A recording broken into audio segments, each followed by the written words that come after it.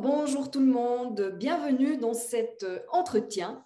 Aujourd'hui, j'accueille Rosalia Inacio avec beaucoup de joie parce qu'on a eu un petit peu des contretemps et j'avais vraiment envie de l'interviewer parce que déjà, j'ai été complètement émerveillée par ton tempérament, Rosalia, par ta capacité aussi ta mémoire des visages et la manière dont tu peux retenir les noms et ce que chacune fait. Parce que pour vous dire, j'ai rencontré Rosalia dans un groupe de femmes entrepreneurs et c'était elle qui était l'ambassadrice de la région dans laquelle j'étais.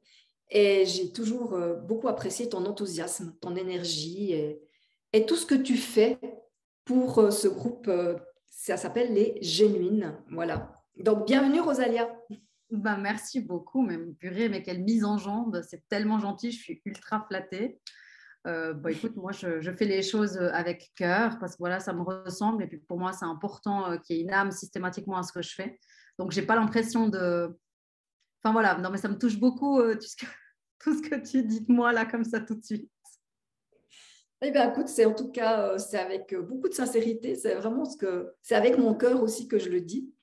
Est-ce que tu pourrais, pour les personnes qui nous écoutent, dire un petit peu ce que tu fais actuellement? Après, on parlera peut-être de comment tu es arrivé à là, mais juste maintenant, te présenter qui tu es et ce que tu fais actuellement. Ouais, ok, avec plaisir. Donc moi je m'appelle Rosalia, je suis basée en Valais, plus précisément à Sierre. Actuellement, donc j'ai ma propre entreprise qui s'appelle Strella Trendy Family. C'est un concept store pour la famille et les enfants. Principalement, je fais de la vente en ligne. Donc, c'est un e-commerce, en fait. J'ai mis de 0 à 99 ans. Donc, voilà un petit peu pour dire que ça brasse large. Et puis, je suis en fait CEO de Genuine Woman. Donc, je m'occupe vraiment de tout ce qui est opérationnel, développement du réseau, mise en place des workshops, des conférences, etc. Donc, très souvent au contact des filles au travers de conférences qu'on organise ou, par exemple, d'événements tels qu'une séance d'information, un onboarding, un Meet My Business Sector, etc. Donc, j'anime un peu aussi ces événements-là et je m'assure que tout se passe bien d'un point de vue opérationnel pour toutes les genuines, puisqu'aujourd'hui, on est déjà quand même, on a repassé de nouveau les 800, donc on en est très contente. Donc, voilà ce que je fais un peu aujourd'hui. Ok, écoute, merci beaucoup. Donc, les Génuines, c'est le nom de ce groupe de femmes, hein. Et c'est vrai que dans ce cadre, on a plein de formations qui nous sont offertes, plein de moments de rencontre. Et ce n'est pas une fois par année, c'est chaque mois qu'il y a plusieurs événements qui sont organisés. Donc, j'imagine que tu as bien assez de travail pour ça. Ouais, d'un point de vue logistique, effectivement, comme tu dis, ça représente plus de 30 événements par mois, plus de 15 formats d'événements différents, et puis une belle communauté à gérer. Et puis, du coup, participer aussi à une partie des événements, c'est aussi super agréable, c'est très excitant. Ouais. Et moi, alors là, tu nous as dit ce que tu faisais, mais moi, je t'ai connue avant que tu t'occupes autant des Génuines, même si tu t'occupais déjà des Génuines. Est-ce que tu peux nous dire qu'est-ce que tu faisais avant Mm-hmm. et en tant que salarié peut-être, Mm-hmm. et comment tu en es venu, parce que toi, tu as fait une transition en plusieurs étapes comme ça, Ouais, moi, j'ai comment tu fait en plein es de venu transitions. à avoir ta propre entreprise en fait? Ouais. Alors, c'est rigolo que tu me demandes ça, parce que c'est vrai que c'est quelque chose de vraiment ultra personnel, mais bon, j'en suis fière. Et puis aujourd'hui, en tout cas, j'ai passé ces étapes-là, des chemins de vie pas forcément évidents, mais c'est vrai que j'ai démarré en tout cas par une formation de design. Donc, j'ai fait une formation de graphiste. Ça me plaisait énormément. Donc, très, très vite, j'ai évolué dans le métier. J'ai eu la chance de partir, j'avais 19 ans, je suis partie de la maison. J'ai travaillé ensuite, dans l'horlogerie de luxe, dans la communication, dans des agences de com, j'ai eu la chance de travailler pour Nestlé aussi au headquarter, dans la com toujours. Et ensuite, après, j'ai eu une opportunité pour devenir enseignante en design process à l'école cantonale d'art du Valais, donc où je suis restée 4 ans et demi dans cette école en tant qu'enseignante en design process. Sauf que j'ai subi du mobbing. Au bout d'un moment, ça a commencé à mal se passer et puis j'ai décidé de démissionner. Et en fait, quand j'ai démissionné, le destin, c'est vraiment quelque chose d'incroyable. 10 jours, même pas après avoir démissionné, j'ai su que j'étais enceinte de mon deuxième enfant. Et donc, je me suis dit, ouais, ben, c'était vraiment l'appel du corps, tu sais, qui te dit que tu ne peux plus continuer comme ça parce que ça ne te plaît plus. Et du coup, j'ai censé suivi une période de chômage où j'avais l'impression, en fait, si tu veux, que vu que j'avais fait une formation dans le design et dans la communication, je n'étais faite que pour ça. Je ne m'autorisais pas à autre chose. Je ne cherchais même pas dans l'enseignement, alors que j'avais fait une formation. Tu vois, je m'étais formée à devenir prof finalement pour pouvoir transmettre à tous ces élèves-là, puisqu'à la base, je n'avais pas ce background-là, mais je me suis formée pour. J'ai même fait un papier d'expert aussi en graphisme. Mais je ne me sentais pas légitime, en fait, d'exercer comme professeur, comme enseignante d'une autre matière, même si j'avais plein de compétences. J'avais l'impression qu'il fallait que je cherche uniquement dans le graphisme et dans la com, comme si, je ne sais pas comment t'expliquer, c'est voilà, on m'a appris ça, je sais faire ça et je dois faire ça et je n'arrivais pas à ouvrir les écoutilles pour rechercher autre chose. Et en fait, c'est en lisant un jour un article dans un journal, je ne me souviens plus lequel c'était, mais ça parlait des slashers. Et en fait, ça parlait de gens donc, du coup, qui avaient plusieurs activités, si tu veux, pendant la semaine. Donc, par exemple, plusieurs casquettes, comme on peut dire. Et puis, qui étaient vraiment heureux parce qu'ils utilisaient toutes ces casquettes dans différents métiers. Et en fait, finalement, à chaque fois qu'on lisait les portraits de ces gens-là, eh ben, on se rendait compte que c'était logique où ils se trouvaient. C'était logique. Pour eux, il y avait un sens à ce qu'ils fassent des choses totalement différentes. Et moi, j'en avais pleuré de lire l'article de tous ces gens en fait, qui s'autorisaient simplement le droit d'avoir plusieurs métiers dans une semaine, dans un mois, et d'être heureux comme ça et que ce soit tout à fait OK. Et je me souviens, un des portraits qui m'avait beaucoup heurté, ça a l'air bête, hein, mais c'était voilà, un tatoueur. Et il était tatoueur, mais il était aussi boucher. Alors bon, tu me diras, ça n'a pas de logique, mais oui, parce que pour moi, ça a tout de suite fait tilt. Je me suis dit, ah ouais, effectivement, la peau de l'humain, la peau du porc, finalement, on compare souvent à une peau sensible, etc. Et moi, je sais pas, je trouvais que c'était deux univers complètement dingues, complètement opposés, mais finalement, je trouvais ça juste génial. Il avait son côté artistique et puis il avait un autre côté, puis bref, d'autres portraits comme ça. Et là, je me suis dit, purée, mais c'est incroyable. Mais en fait, je pense que je peux m'autoriser de faire autre chose, en fait. Et c'est comme ça que j'ai commencé à penser à mon vécu quand j'étais enfant, à mes parents aussi, à l'éducation que j'avais eue. Et quand j'étais enfant, il faut savoir que mon papa, ma maman, elle était couturière. Et en fait, avec mon papa, ils avaient un petit bus à l'époque et puis ils vendaient des tissus. En fait, ma maman, elle faisait des créations et ils vendaient des tissus. Et donc, tout ça, ça a commencé à me parler. Puis je me disais, purée, mais en fait, ma maman, elle faisait ça. Mais en fait, elle avait des compétences, tu vois, pour faire ça. Elle osait en plus faire de la vente, aller avec mon papa qui, la journée, faisait totalement autre chose. Et quand on est arrivé en Suisse, parce qu'il faut savoir que je suis d'origine portugaise, ma maman, elle était femme de ménage, donc elle travaillait la journée comme femme de ménage. Le soir, elle aidait mon papa dans le magasin dans lequel il se trouvait parce qu'il travaillait à la COP et elle rangeait dans les rayonnages, donc elle remplissait le magasin. Et mon papa, lui, la journée, il travaillait donc dans le magasin de la COP, il était magasinier, et le soir, il vendait des casseroles. Il adorait cuisiner, et en fait, il allait chez les gens et il vendait des casseroles. Et moi, tu sais, tout d'un coup, toutes ces choses que j'avais vécues dans mon enfance, je me disais, mais pourquoi mon papa et ma maman, ils travaillent autant? Mais en fait, je me suis rendu compte parce que mes parents, ils avaient des compétences, en fait. Et tout d'un coup, je suis devenue ultra fière de ça. Puis ça m'a impacté au plus profond de moi-même et je me suis dit, waouh, en fait, si papa et maman, ils travaillent comme ça, oui, c'est parce que c'est un revenu complémentaire, mais purée, c'est parce qu'ils ont plein de compétences. Et ça a tellement résonné en moi avec en plus cet article que j'avais lu que je me suis dit, Rosie, vas-y, autorise-toi, fais ce qui te plaît, fais ce que tu as envie. Et là, je me suis autorisée de devenir enseignante en français langue étrangère. Donc, je me suis formée en français langue étrangère.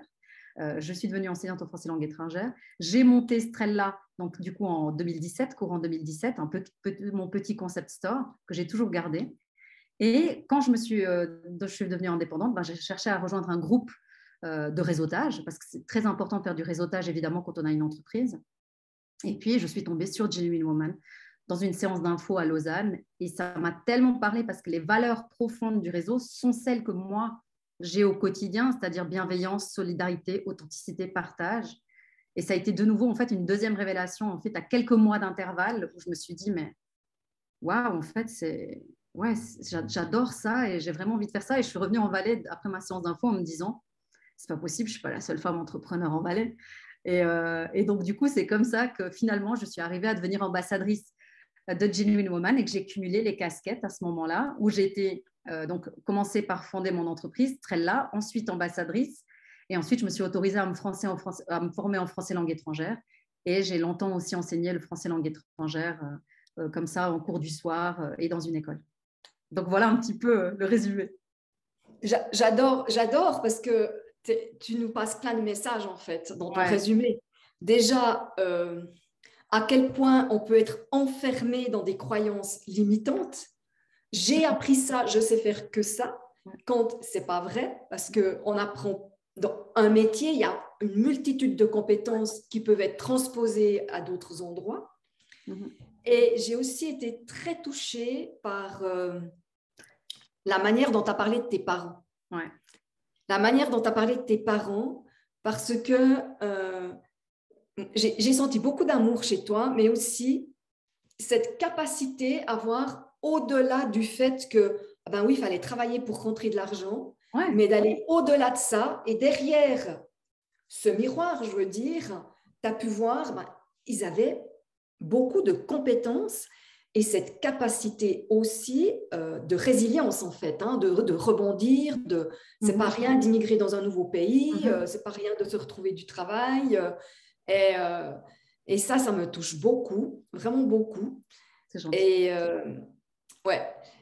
Et tu as dit une troisième chose, quand même, qui est tout au long de ton parcours, tu as dit que plusieurs fois, tu t'étais formée.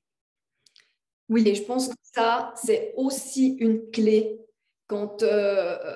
comment? Eh bien, je crois que l'être humain, il n'est pas fait pour stagner. Quelque part, la vie en nous, enfin, une fleur, elle ne va pas dire, quand elle est sortie 30 cm de terre, oh, moi, je me sens bien à 30 cm, maintenant, je reste là, je ne bouge plus.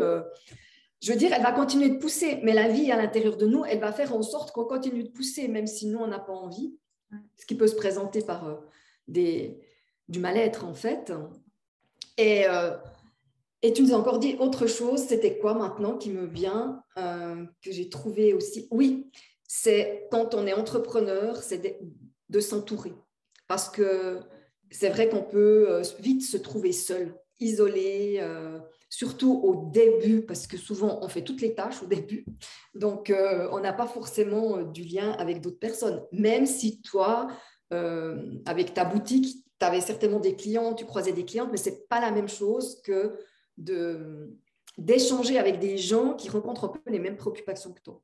Ouais, et puis des valeurs profondes aussi. Pour moi, c'était ce qui était important. C'était de rencontrer des gens qui, finalement, au quotidien, ont les mêmes préoccupations que moi en tant qu'entrepreneur, ou alors que moi, je peux aider à des moments clés, et puis elles, peut-être, vont pouvoir m'aider à d'autres moments clés.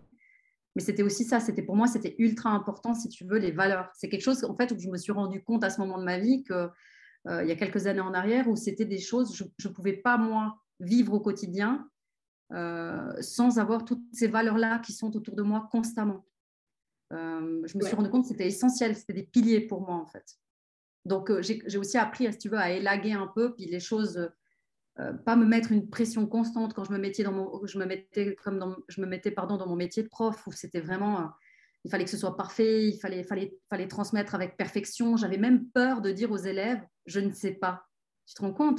J'avais l'impression que c'était un poids de dire, je ne sais pas. J'ai dû apprendre à dire, je vais voir et je reviens. J'ai dû faire de l'hypnose pour apprendre à dire, je vais voir et je reviens. Mais tu te rends compte, tellement moi, je me sentais pas légitime de dire, je ne sais pas, il y a un élève qui sait quelque chose de plus que moi. Et en fait, par après, je me suis rendu compte que quand un élève, il savait quelque chose de plus que moi, c'était extraordinaire. Puis qu'il fallait lui dire, viens devant toute la classe et montre à tout le monde ce que tu sais faire, parce que moi, je suis stupéfaite. Et tu vois, c'est tout des parcours et des croyances qu'on déconstruit aussi. Puis si on va chercher, en fait, vraiment assez loin, on se dit, ah ouais, je comprends mieux ce qui s'était passé dans ma vie, ou comme moi, j'ai mieux compris pourquoi mes parents aient travaillé autant, finalement. Ouais. Parce que les compétences, elles étaient juste là, quoi. Puis tout d'un coup, je me suis sentie ultra fière en me disant, waouh, il savait faire tout ça, quoi. C'était génial. Donc j'ai ça dans le sang, tu vois, je me disais. Ouais. Comment, parce que là, ce que je sais, c'est que tu n'es plus enseignante. Non, Puisque j'ai maintenant, plus le tu temps. nous as dit, tu as Strella plus les Génuines. Oui, Donc, chez les Génuines, si je me rappelle bien, tu es salarié, c'est juste, hein? exactement. Je suis à 80%. Oui. D'accord. Donc, tu as 80% ton métier de salarié, plus ta boutique. Et je vois que tu es très active, parce que je vois passer des posts sur Insta régulièrement. Donc, je vois que tu renouvelles les produits. Enfin, voilà. comment tu arrives à concilier tout ça sans t'épuiser et puis être une work alcoolique? Parce que tu as 2 enfants, tu nous as dit quand même. J'ai 2 enfants, puis j'ai aussi un mari qui a une entreprise avec pas mal de salariés, donc j'aide encore à tout ce qui est communication et développement d'entreprise de mon mari. Je ne sais pas, Anne-Chantal, je crois qu'il y a quelque chose qui m'anime. Je sais ce que c'est de faire un burn-out, je sais ce que c'est d'avoir des pressions, donc je sais aussi prendre du temps pour moi. Je sais que quand les choses, elles ne sont pas faites, il n'y a rien qui va faire, comme je te disais avant, hors enregistrement. On ne fait pas de la transplantation d'organes, tout va bien, c'est OK. Désolée pour ceux qui en font. Moi, j'ai de la chance de ne pas en faire. Donc, en fait, ça fait que je ne me mets plus cette pression qui me faisait mal à l'estomac il y a 10 ans en arrière, où je n'endormais pas les nuits entières parce qu'il n'y avait pas un job qui était terminé à temps, etc.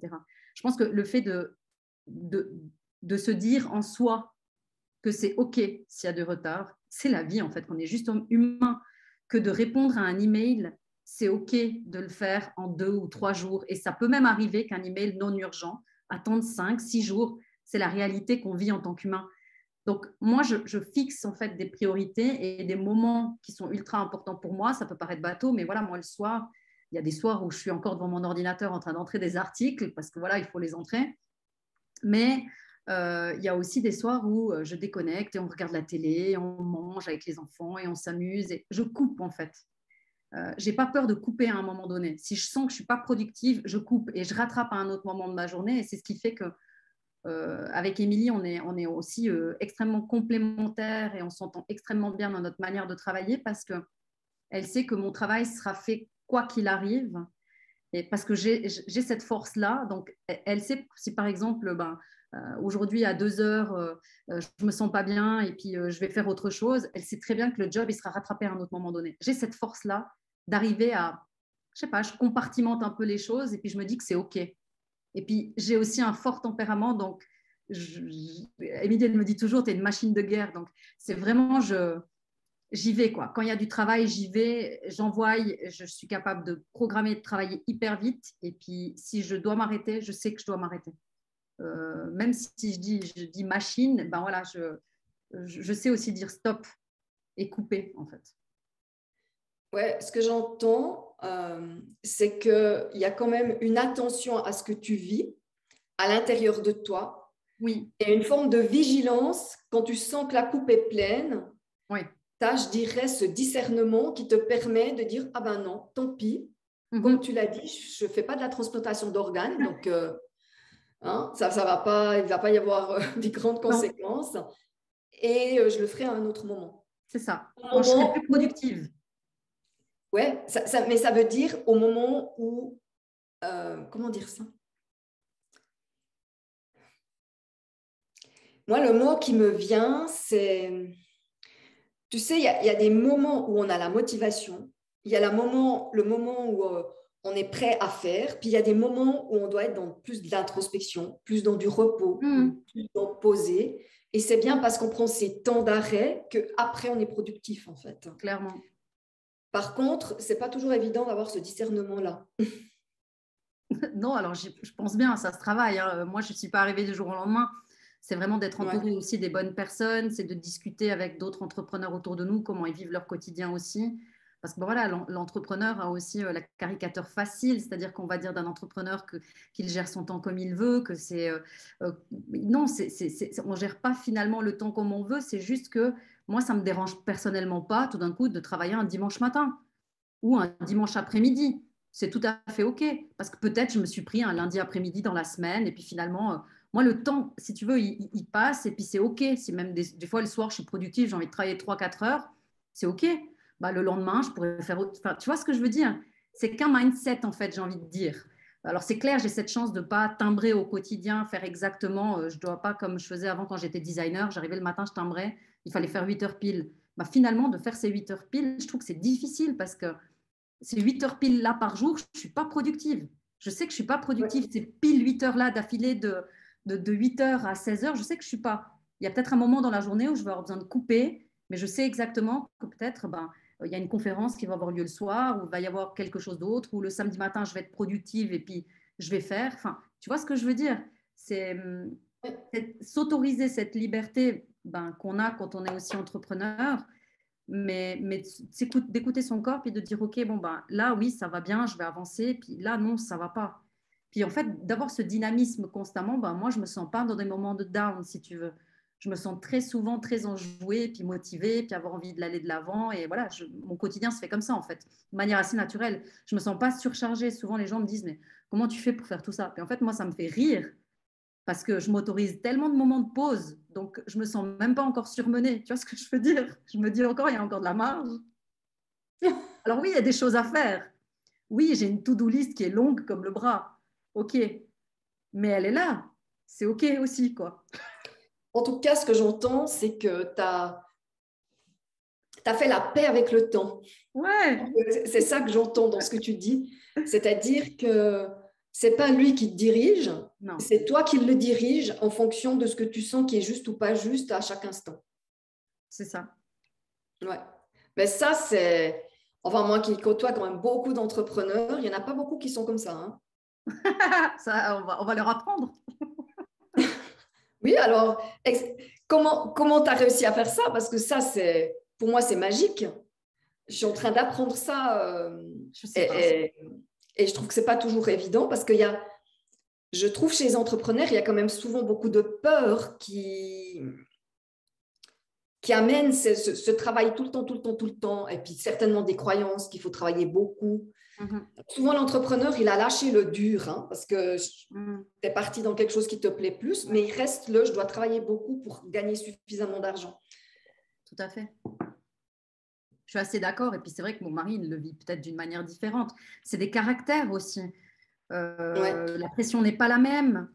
C'est pas la même chose quand tu es indépendant et que tu es seul. Et puis moi, je vois la pression qu'il a, mon mari, avec les employés, etc. Le chiffre d'affaires, c'est pas le même. Et puis il a une manière autre d'aborder les problématiques. Et puis, ouais, c'est des choses qui s'apprennent. Je pense pas que c'est la bonne ou la mauvaise solution.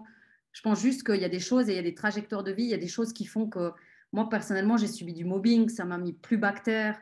Je me suis sentie nulle tellement longtemps, je pensais que je pouvais plus rien faire. Tu vois, ça a été vraiment à tel point que dans mon autre travail, ou quand j'écrivais un email, je devais faire contrôler mon email, tellement j'avais perdu confiance en moi, parce que je me sentais même plus capable d'écrire un email, tu vois. J'ai l'impression qu'il fallait le Ouais. contrôler.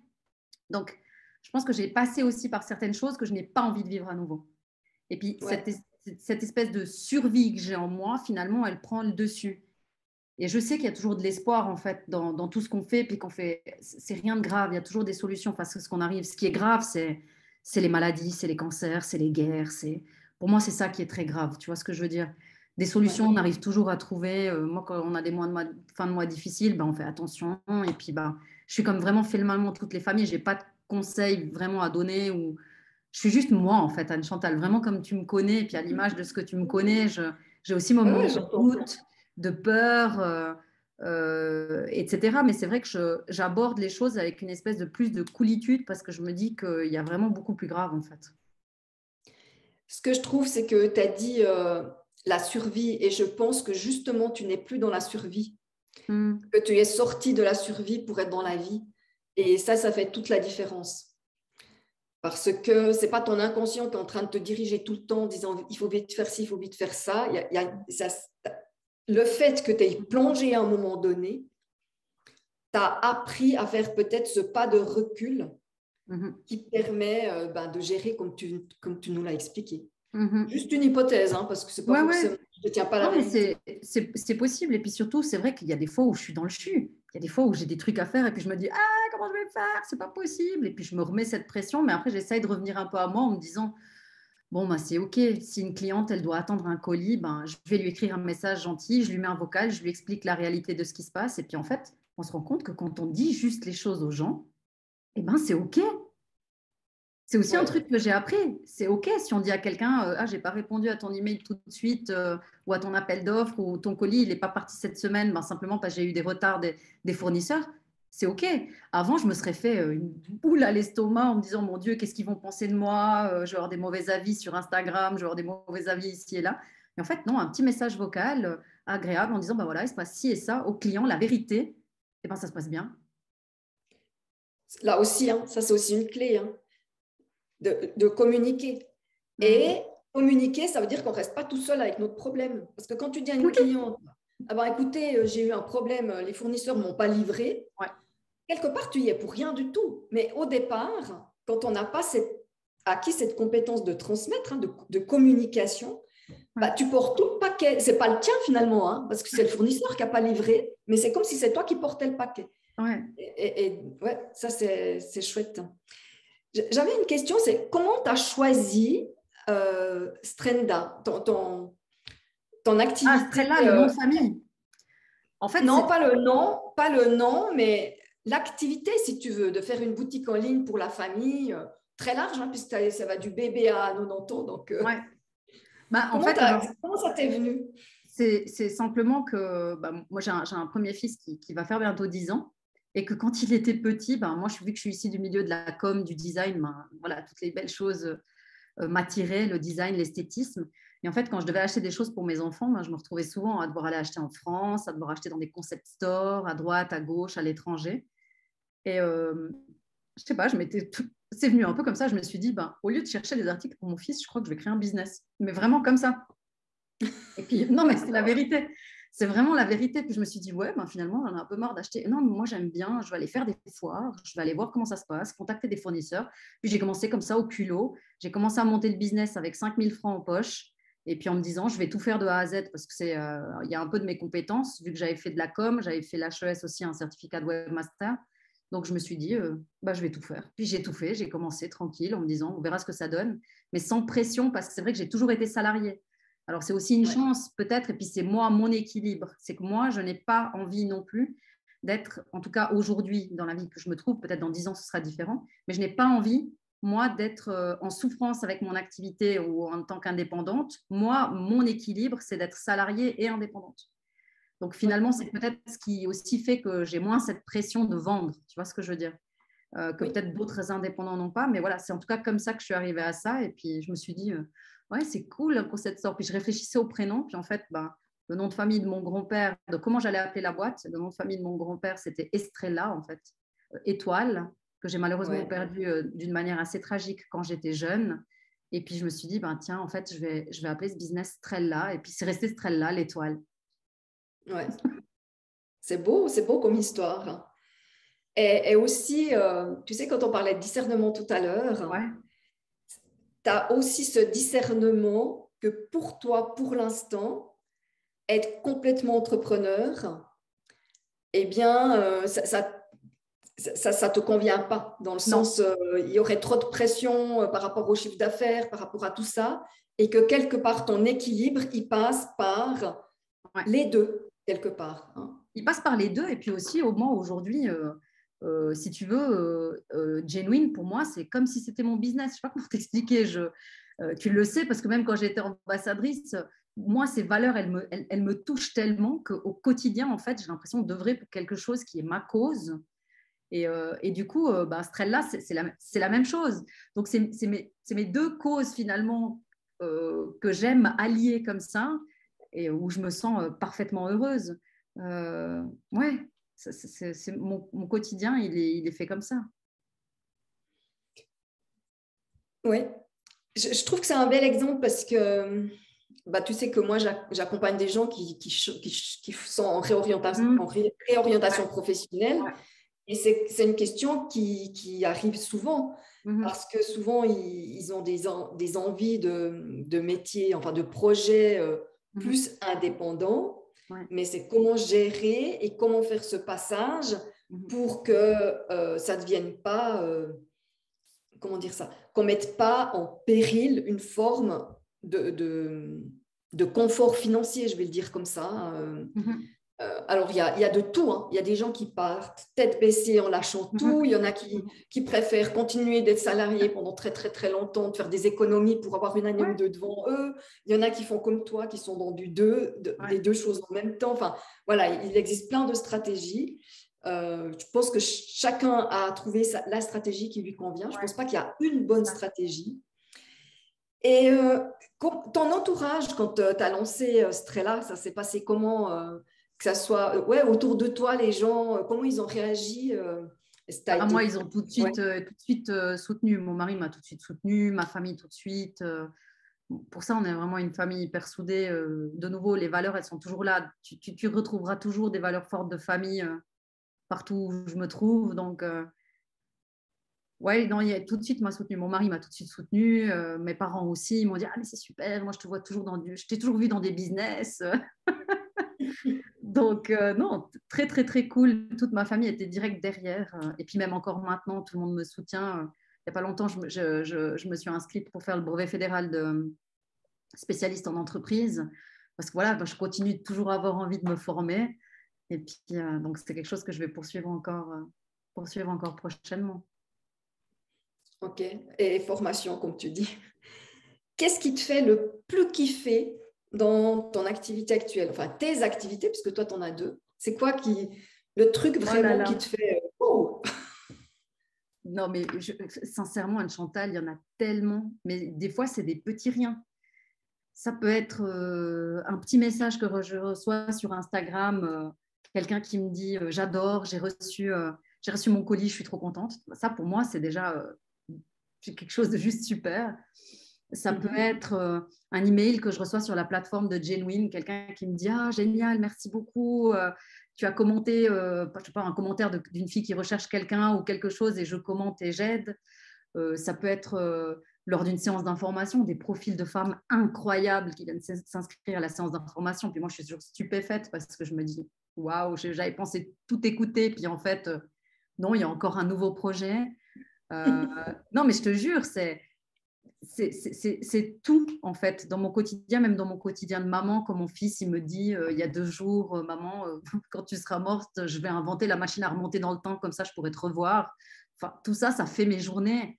Mon mari qui rentre, et puis ça peut être des problématiques du travail. Et puis j'adore ça parce qu'on se met ensemble à réfléchir. Donc, je te jure, Anne-Chantal, il y a vraiment, je ne pourrais pas te dire une seule chose vraiment qui me fait kiffer parce qu'il y en a vraiment, vraiment Ok. beaucoup, quoi. En tout cas, une grande capacité d'émerveillement. Ouais, Ben oui. Non, mais ce que je veux dire, tu vois, mais ça, je tu l'ai as appris. vraiment Ça, on Ouais. me l'a appris. On me l'a appris parce que quand j'ai eu justement le mobbing, j'étais plus capable de voir ça. Et c'est Ouais. quand j'ai suivi un cours, donc j'ai suivi une formation après les mobbings que j'ai subis. Et c'était une psy en fait qui m'expliquait, qui nous donnait un exercice tout simple. C'était que par jour, il fallait qu'on lui donne 5 petites choses simples du quotidien qui nous émerveillaient. Ça pouvait être un toucher, ça pouvait être une odeur, ça pouvait être, je sais pas, juste une montagne, voir quelque chose, mais de revenir à l'essentiel et puis de se dire, ah ouais, ça c'est chouette. Pas d'avoir besoin Mhm. de grandes choses pour être émerveillé, tu vois, ça, c'est pas parce que tu as acheté Ouais. un truc très cher ou voilà, ou des grandes vacances. Et puis, moi, je connaissais pas ça. Vraiment, enfin, j'avais ça sûrement en moi, mais je connaissais pas ça. Et puis, je l'ai appris. Donc, c'est pour ça Ouais. que je te dis, il y a beaucoup de choses qui me plaisent. Et finalement, même dans les tâches qui sont compliquées et des fois pénibles ou rébarbatives, et ben à la fin, je suis quand même hyper satisfaite. Je me dis, ouais, c'est bien, je l'ai fait et puis il fallait le faire. Ouais. Ouais. C'est chouette. Ce qui est chouette aussi dans ton témoignage, c'est que on peut changer et que ça s'apprend. Ouais, grâce à Dieu. Ouais, ou grâce à je sais pas qui, mais oui. Ouais, écoute, moi je sais que j'ai changé avec ça, que j'avais plus tendance. C'est pas que je voyais pas tout ce qui allait bien, je le voyais, Ouais. mais j'avais la croyance qu'il fallait que je voie ce qui allait pas pour que je puisse évoluer et Mm. m'améliorer. Ce qui est une croyance qui n'est pas forcément très porteuse, je dirais. Donc voilà. Écoute, Rosalia, on arrive à la fin de cet entretien et j'aurais une dernière question. Si tu te retrouvais face à quelqu'un qui vraiment en a ras-le-bol de son job, qui dit, mais là, j'en peux plus, quel est le conseil? Qu'est-ce que tu lui dirais qui te vient comme ça si tu devais donner un seul conseil aux personnes ben, justement qui désirent un changement professionnel, mais sans savoir ni ce qu'elles veulent, ni comment, Ouais. ni voilà. Ça Bah, serait quoi le conseil que tu donnerais? je crois sincèrement que je dirais à la personne de chercher vraiment en elle qu'est-ce qu'elle aurait envie de faire et puis de s'entourer en fait. Ce serait vraiment les deux conseils, de chercher en soi vraiment qu'est-ce qu'on a vraiment envie de faire. Parce que je pense que la volonté de ce qu'on a envie de faire, elle peut nous porter au-delà de ce qu'on pense. Alors oui, il y a tous ces aspects financiers, de difficultés, etc., qui font ultra peur, mais si on a vraiment envie de quelque chose, je pense qu'on peut vraiment le faire, puis qu'on peut l'apprendre, et puis qu'on peut aller plus loin encore. Je pense vraiment. Et puis d'être entouré, parce que si on est entouré que de personnes négatives qui nous disent ah bon, tu vas changer de métier, ah ouais, mais tu gagnais tellement bien. Ben oui, moi c'est vrai, j'étais prof aussi, donc oui, ok, ben non, j'ai plus envie de faire ça en fait. Et de s'autoriser de faire quelque chose qui n'a rien à voir. Parce que si c'est ce qu'on a vraiment envie, ben, je sais pas, la vie elle est tellement courte, donc est-ce qu'on va vraiment faire toute une vie à faire des choses qu'on n'aime pas? Enfin, je sais pas, c'est dur. Si en plus, dans nos passions, on ne peut pas faire quelque chose qu'on aime, je sais pas. Moi, je pourrais pas vivre comme ça avec autant de frustration, même si dans mon quotidien, j'en ai aussi. Et puis, mon mari, lui, par exemple, il aurait voulu être prof. Il n'a jamais été prof, mais il a su trouver d'autres moyens de transmettre ce qu'il savait. Donc, je pense qu'on peut toujours trouver d'autres moyens. Et puis, il faut juste oser et oser être bien entouré, puis pas avoir peur des fois de nos propres volontés. Surtout qu'aujourd'hui, Anne-Chantal, purée, on a la chance d'avoir tellement de formations, de possibilités, de se former à n'importe quel âge. Il n'y a plus de barrière de dire ah non, ça, je ne peux pas faire. À n'importe quel âge, vraiment, on peut tout faire. Après, ça peut être des problèmes financiers ou de comment on va le faire d'un point de vue notre vie, réorganiser notre vie. Oui, ça, c'est des leviers qu'il faut actionner. Mais on peut clairement, concrètement tout faire. Aujourd'hui, à 70 ans, tu peux encore te reformer. Il n'y a plus de trajectoire juste. Moi, j'ai des clients de plus de 60 ans qui viennent chez moi. Et ils ont raison. Tu te rends compte, il te reste encore 30 ou 40 ans à vivre. Non. C'est des gens qui ont fait toute une carrière, qui les dernières années, ça ne leur convenait plus du tout, puis qui se sentent suffisamment en forme pour ne pas pouvoir imaginer être dans une vie, comment dire ça, de loisir quelque part, qui ont encore cet élan d'envie de contribuer, de se sentir utile. Et voilà, ils viennent vers moi pour trouver ce que tu disais, qu'est-ce que j'ai vraiment envie de faire, parce que des fois, on arrive à le trouver tout seul, puis il y a des gens qui ont de la difficulté à le trouver tout seul. Ouais. Puis je pense qu'il ne faut aussi pas avoir peur de dire, tu sais, souvent on a peur de l'échec. Et moi, je me suis même posé souvent la question avec Strella, qu'est-ce que je fais? J'arrête? Mais non, pour l'instant, je n'ai pas encore envie d'arrêter, mais de s'autoriser aussi de se dire, j'ai essayé, j'ai fait quelque chose, et puis ça n'a pas été au bout, mais ça ne veut pas dire que c'est un échec. Non. C'est OK, il y a beaucoup de choses qui ont été bien faites et il y a du positif, et puis c'est OK. C'est OK, ça peut ne pas fonctionner, mais c'est totalement OK. C'est peut-être du fait que ça n'a pas fonctionné cette fois-ci, que ça va fonctionner la fois suivante. Ouais. Donc, ça aussi de se dire, OK, ça n'a pas fonctionné, on a essayé, ça n'a pas été avec l'entreprise à ce moment-là, j'essaye autre chose maintenant, puis je redresse, puis j'essaie de telle et telle manière. En tout cas, c'est la philosophie que j'essaye d'avoir et puis qu'on fait aussi avec mon mari. Ouais, c'est de pas vivre les situations qui vont pas comme on veut, c'est pas de les vivre comme un échec, mais comme une expérience apprenante en fait. Oui, parce que sinon, tu es foutu. Alors, tu en as tous les jours en tant qu'entrepreneur des échecs. Sinon, c'est tous les jours. Non, mais c'est vrai. Sinon, c'est tous les jours que tu te dis. Non, mais t'imagines, sinon, c'est un monde que tu reconstruis. Alors, oui, l'entrepreneur, chaque jour, il vient, mais ça ne doit pas être un fardeau, tu vois. Ça doit être, OK, essayer, louper, je recommence. Cette résilience, elle est là, quoi. Cette résilience, elle doit être là, puis elle doit te poursuivre. Et puis, c'est loupé, c'est OK, c'est réussi, c'est OK, on y va, puis on se base. Ouais. Eh bien, Rosie, en tout cas, un tout grand merci pour tout ce que tu viens de nous partager. Il y avait vraiment, je pense qu'il y a vraiment de quoi nourrir la réflexion des gens qui se posent des questions par rapport à leur travail. Et puis, tu as aussi l'importance des témoignages, tu vois, parce que si tu n'avais pas lu cet article sur les slasheuses, eh bien, chez toi, ça a été un déclic. Et je crois c'est un peu aussi à ça que j'ai envie de contribuer avec ces entretiens, c'est avec les expériences des uns et des autres, permettre peut-être chez certains d'avoir des déclics. Voilà. Merci en tout cas de tout cœur. Merci à toi, vraiment, c'était gentil. Ouais. Et je vous souhaite à tous une excellente suite de journée et à bientôt pour un autre entretien. Bye bye. Ciao. Ciao.